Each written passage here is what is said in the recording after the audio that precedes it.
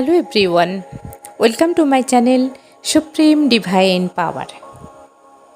I am Energy Science Sub-Teacher, Teacher of Energy Science and Spiritual Trainer, Supreme Energy Sujata অধিকারী। আজকে একটি দারুণ topic নিয়ে আলোচনা করব। এই টপিকটা আমাদের সবার সঙ্গেই কম বেশি হয়ে থাকে, কম বেশি কেন সবার সঙ্গেই প্রায় হয়। আজকে আলোচনাটা ভীষণ সুন্দর। আমরা যেই পৃথিবীতে বাস করি, এই পৃথিবীটা একটা জড় জগৎ, এটা আমরা অনেকেই জানি। জড় জগৎ কেন বলছি? কারণ কোনো জিনিসই এখানে দেখতে আমরা যেটা পাচ্ছি ঠিক সেটা নয়, এর সমস্ত কিন্তু শেষ আছে। একটা মরা জগৎও বলা যায়, জড় জগৎও বলা যায়। এখানে শুধু আমরা একটা জেলখানায় বন্দি, এখানে আমাদের কিছু লার্নিং শিখতে এখানে আসা হয়েছে। আর আটকে কে রেখেছে? মায়া। কারণ এটা মায়ার সংসার।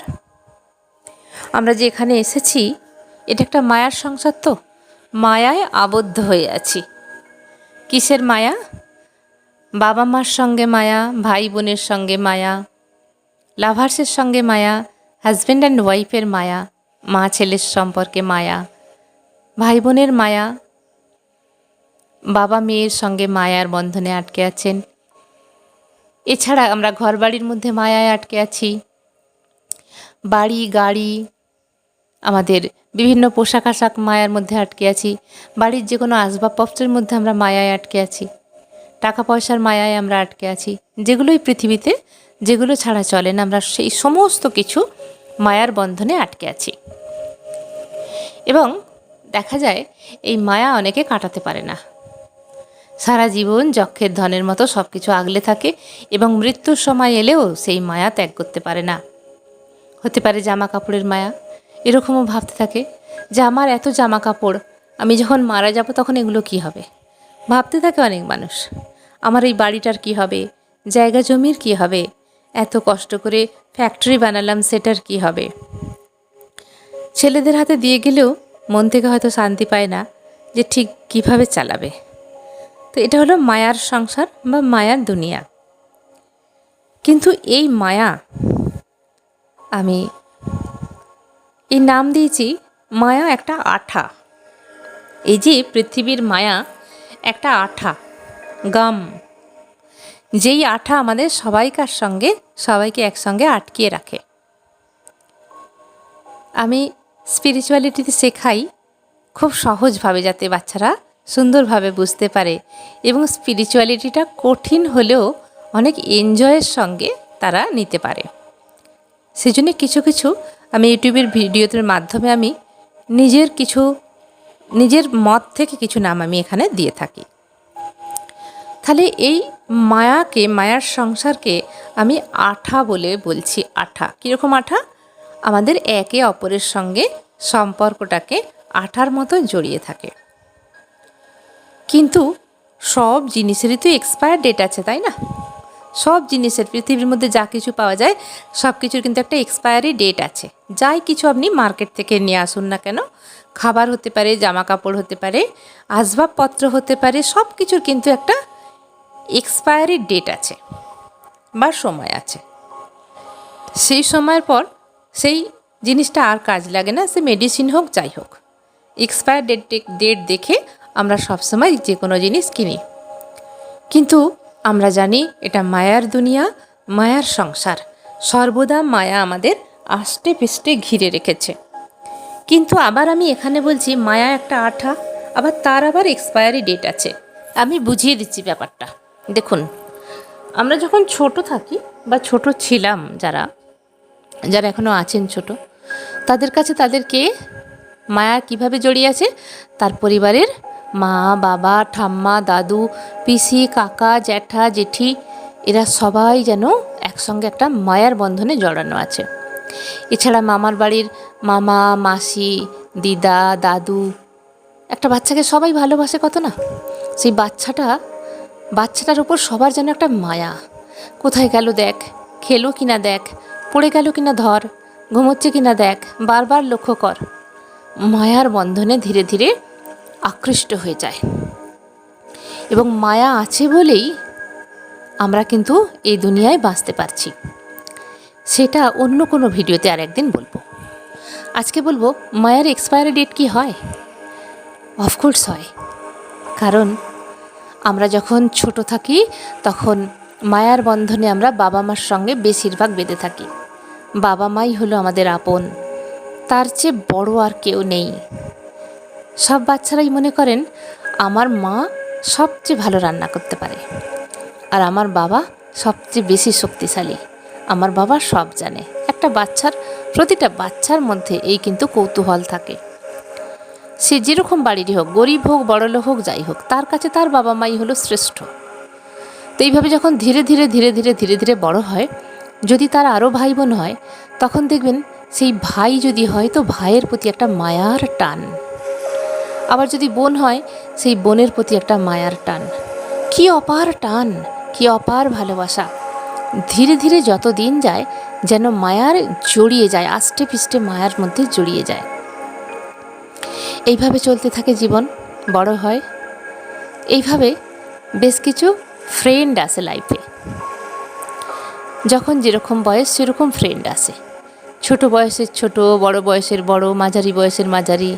এবং যত ফ্রেন্ডই থাকুক না কেন, প্রিয় একটা ফ্রেন্ড থাকেই, একটা বেস্ট ফ্রেন্ড থাকে, যার সঙ্গে খেলতে ভালো লাগে, কথা বলতে ভালো লাগে, পথ চলতে ভালো লাগে, তার সঙ্গে কথা বলতে ভালো লাগে, তার সঙ্গে সব কিছু শেয়ার করা যায়। এরকম একটা বেস্ট ফ্রেন্ড, সে ছেলেও হতে পারে মেয়েও হতে পারে, জেন্ডার নিয়ে কোনো চিন্তা নেই। এরকম কোনো বেস্ট ফ্রেন্ড প্রত্যেকের মধ্যে থাকে, তার ওপর পড়ে যায় মায়া।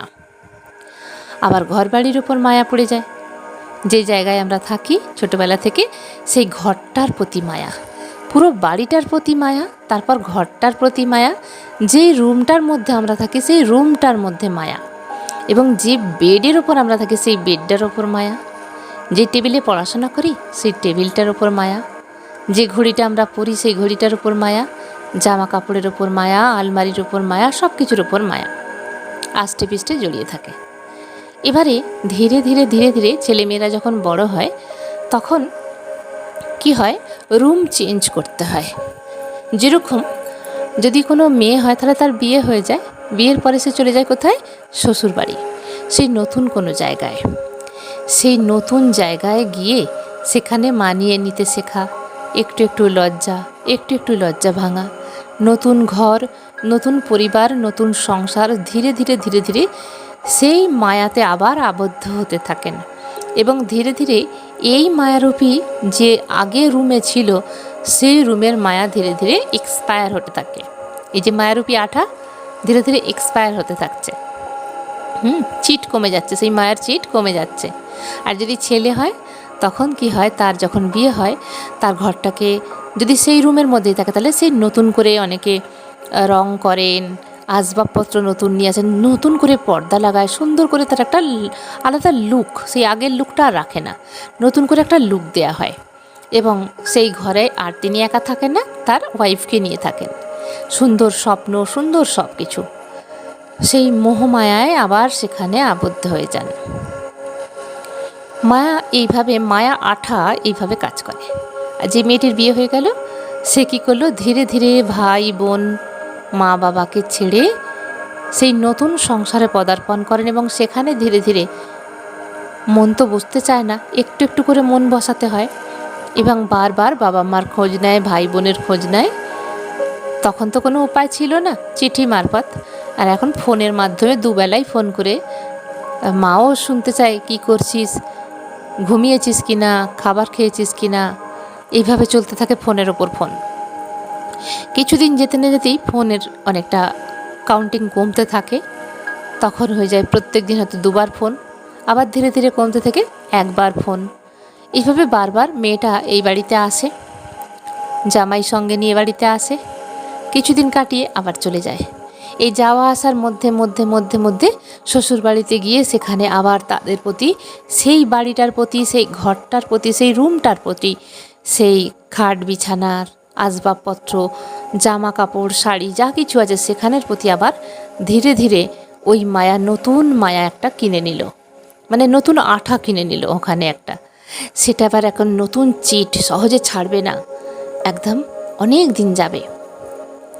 আর যে বাবার কাছে যখন ছিল তখন সেই আঠাটা ধীরে ধীরে এক্সপায়ার হতে শুরু করছে।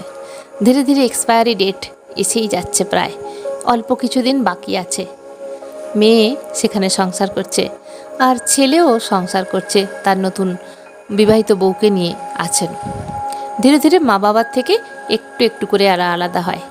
ছেলেটাও আগে যেরকম বাবা মার কাছে সময় দিত, এখন আর অতটা সময় পায় না, কারণ কাজের চাপ বেড়ে যায়, নিজের ওয়াইফকে সময় দিতে হয়, কখনো তাকে বেড়াতে নিয়ে যেতে হয়, কখনো শ্বশুর বাড়ি যেতে হয়। তো আগের মতো অতটা সময় আর বাবা মাকে দিতে পারে না। ধীরে ধীরে সেই আঠা একটু একটু করে এক্সপায়ারি ডেট কিন্তু হচ্ছে। ওদিকে মেয়ের বিয়ে হয়ে গেছে, মেয়ে শ্বশুরবাড়িতে আছে, দেখতে দেখতে অনেকগুলো দিন হয়ে যাচ্ছে, তাদেরও আবার বাচ্চা কাচ্চা হয়েছে। সেই বাচ্চার মোহ মায়ায় পড়ে ধীরে ধীরে নিজের মা বাবাকে মনে পড়ে, কিন্তু অতটা আর টান ফিল করে না। এই যে মায়াগামী আঠা ধীরে ধীরে এক্সপায়ার হচ্ছে। এইভাবে আমি খুব ছোট করেই ভিডিওটা বলছি, আপনারা ভীষণ ইন্টেলিজেন্ট আমি জানি, বুঝে নিতে পারবেন। এইভাবে ধীরে ধীরে মেয়েটি তার বাড়ির সেই যে আগে শুয়ে থাকতো যে বিছানা খাট, সেটাকে ভুলতে শুরু করে। স্মৃতির খাতায় তখন সেই খাট, বিছানা, রুম, আলমারি সেগুলো। আর যখন বাবার বাড়িতে আসে তখন ভাবে, এখানে আমি পড়তাম বসে বসে, এখানে আমি শুয়ে থাকতাম, এখানে খাবার খেতাম, এখানে লিখতাম, যেন স্মৃতির পাতায় আটকানো থাকে। এইভাবে যখন বেশ কিছুদিন যায়, অনেক বছর হয়ে যায়, বাবা মা বৃদ্ধ হয়ে যায়, তখন খোঁজ নেয়, দেখতে আসে, কেমন আছো তুমি, খেয়েছো কি না, ডাক্তারের কাছে নিয়ে যাওয়া। সেই সময় হয়তো অনেক বড় প্রবলেম চলে আসে, বাবা মার বৃদ্ধ হয়ে যায়, একদিন না একদিন বাবা মাকে তো যেতেই হবে। সেই সময় চলে আসে, বাবা মা হয়তো এক একজন করে মারা যায়, এবং সেই মেয়েটা বা ছেলেটা অনেক কাঁদেন, কষ্ট হয়, কিন্তু ধীরে ধীরে ধীরে ধীরে আবার একটু একটু একটু করে ভুলে যায়। একটা দিন আসে আর অত মন খারাপ হয় না, কারণ মায়াই সব কিছু ভুলিয়ে দেয়। কিছুদিন যেতে না যেতেই আবার জীবন স্বাভাবিক হয়ে ওঠে। মায়ার এক্সপায়ারি ডেট শেষ। ওই যে আঠা, বাবা মার সঙ্গে যে আঠায় জড়ানো সম্পর্ক, এক্সপায়ারি ডেট শেষ হয়ে গেল। এইভাবে আমরা যার সঙ্গেই সম্পর্ক আমাদের থাকুক না কেন, বাবা, কাকা, জ্যাঠা, ভাই, বোন, সবার সঙ্গে এইভাবে একটা করে এক্সপায়ারি ডেট আসে, এবং তারপর থেকে ধীরে ধীরে সেই আঠার আর চেট থাকে না। যেরকম বহুদিন পর যখন বাবা মা আর থাকে না, ভাই বোনের অনেকটা ডিস্টেন্স এসে যায়, আগের মতো আর সেই মোহমায়াটা থাকে না। তখন যেরকম ছোটোবেলায় ভাই খেলে তবে খাবো, বোন খেলে তবে খাবো, এক জায়গায় শুয়ে থাকবো, গল্প বলবো, সেটা আর থাকে না। ভাই ভাইয়ের সংসার নিয়ে, দাদা দাদার সংসার নিয়ে ব্যস্ত হয়ে পড়ে, আর এই মেয়েটি সেখানে তার পরিবার নিয়ে ব্যস্ত হয়ে থাকেন। কারোরই সময় থাকে না নতুন করে একটা করে আঠা কিনে নিয়ে সেই আঠার মধ্যে জুড়ে থাকেন। হ্যাঁ, আর এই মায়া হলো একটা এক্সপায়ারি ডেট আঠা, যার এক্সপায়ারি ডেট আছে। আমরা জানি মায়া এই জগৎটাকে আমাদের সবার সঙ্গে সবাইকে জুড়ে রেখেছেন।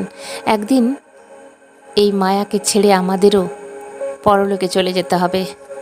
সেই মায়ার এক্সপায়ারি ডেট যখন আসবে আমাদের লাইফে, তাহলে বুঝতে পারছেন যে আমরা সবাই জানি মায়া এই পৃথিবীতে আছে এবং আমাদের সবাইকে একে অপরের সঙ্গে কানেক্ট করে রেখেছে।